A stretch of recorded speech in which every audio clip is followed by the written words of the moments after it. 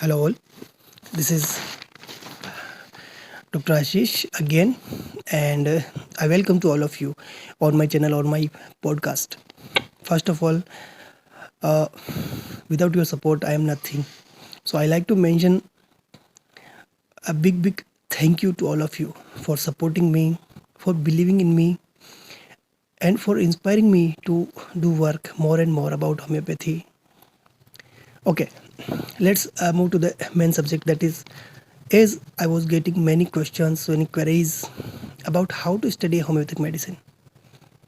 How can we easily remember a homeopathic medicine, or how can we easily relate any medicine in our clinical practice? So there are lots of questions remain in unanswered in many newcomers or practitioner homeopaths in my homeopath's mind. And I just tried to make this effort as fruitful or as successful as possible. So again, the question is how to study a homeopathic medicine.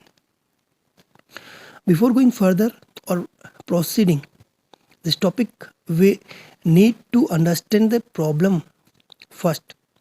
What is the problem? And the problem is incomplete medicine knowledge. Like we could just know the shade of any medicine, or a partial medicine. We just know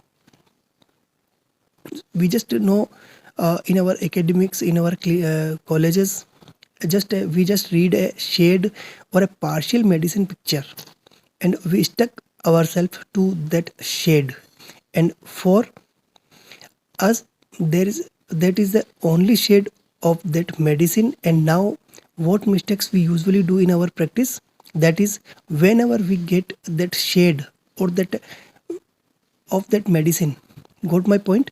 Whenever we get that shade of that medicine, we tried to mold our patient in that medicine. We start to put symptom in that medicine in that patient. We just start to put symptoms in patient's mouth in order to mold that patient in that remedy, and it leads to a wrong medicine selection, and either we will palliate or suppress, or there is no result, and finally we lose the patient. So that is a basic problem, or because of we just know partial medicine, what is the journey of that medicine, we come to that point. Now what is the solution? First we need to be, or we must be, an a unprejudiced observer.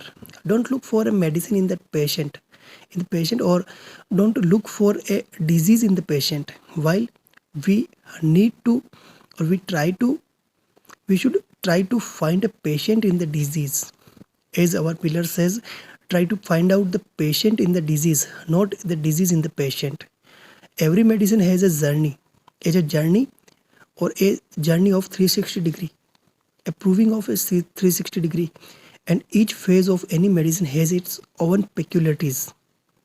Let me give you an example, like what we read or know about pulsatilla, that is changeable. So do you know, when you open mind section of the any repertory and open mood changeable, there are 193 medicines, and surprisingly there are 6 medicines are in the first grade along with pulsatilla. But if you don't know about these 193 remedies, in 93 medicines in our repertory, you will just stuck to the pulsatilla and try to mold your patient in pulsatilla form, while the patient can be from that 193 medicines. So how could you mold your patient in pulsatilla? By asking leading questions about the same medicine, like what about your thirst, and if the patient is thirstless, then you will definitely go with pulsatilla. While if you put both rubrics in our repertory clipboard, there are 94 medicines, covers both rubrics or symptoms. So this is the just common mistakes we usually do. Even I have done many times in our practice, and with many medicine, like whenever we see indifference, CCPA comes in our mind. Same situation happens with sulfur, untidiness, dirtiness, Naxomica industrious, salt desired nitromure, restless, rustox arsenics, and so on. So this is the basic problem what we do in our clinical practice. We just try to mold. We don't look for why the pulsatilla is changeable, why the sepia is indifference. So I'm just coming to that topic. So now the question comes in our mind that what to do now, and the answer is every medicine has a journey, and whatever peculiarity you see or you read so far, like changeability of pulsatilla, indifference of sepia, is just a shade. It is just a shade of a medicine. It is just a station of that journey. Or every medicine has a 360-degree proving how a journey of any medicine starts and ends, and changeability can be a mid step or mid stoppage or mid station of that journey. It means pulsatilla has a journey before changeability or after the changeability. Before changeable mood, something happens. That is why pulsatilla need to be adopted that behavioral changes like changeability. Same concept will be applied for all medicine. Why sepia is indifference? Because prior to indifference there is a journey of sepia. So let me explain why sepia behave that way. So whenever we see indifference in our clinic, we just try to find out the sepia in that patient. But in order to clear why sepia behave indifference, there are few rubrics before the journey of indifference. There is a journey. So we took two rubrics: careful of domestic affairs about. Do you know what is the meaning of domestic? Domestic means related to home, related to family members, related to close ones. So if the patient is indifferent to family affairs, how can be the patient careful about domestic affair?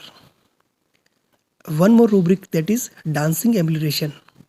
Now, in order to understand any medicine very deeply, you need to understand the metamorphic meaning of our mind section.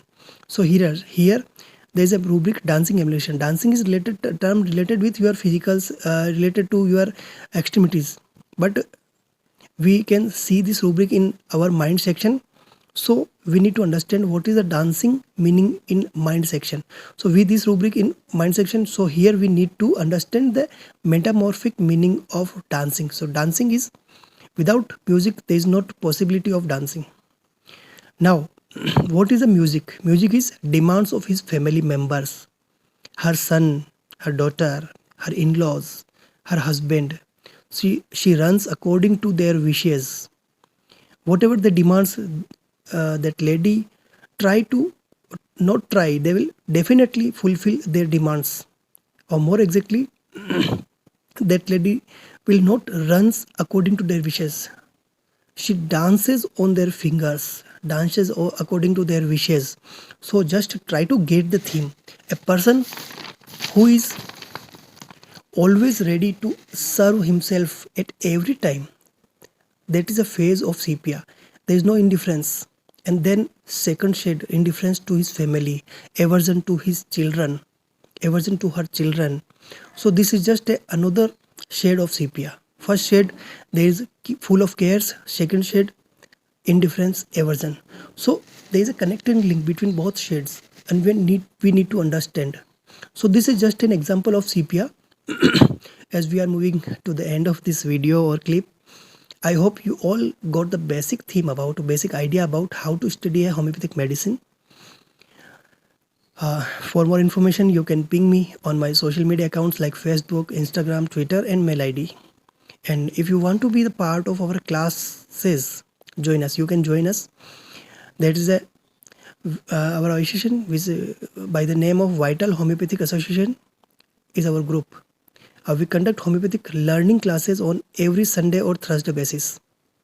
You can join and get to know more and more, many new things, revolutionary concepts, things, clinical cases, and how the case gets cracked, things about homeopathy, clinical cases, rubrics explanation, medicine explanation, and etc.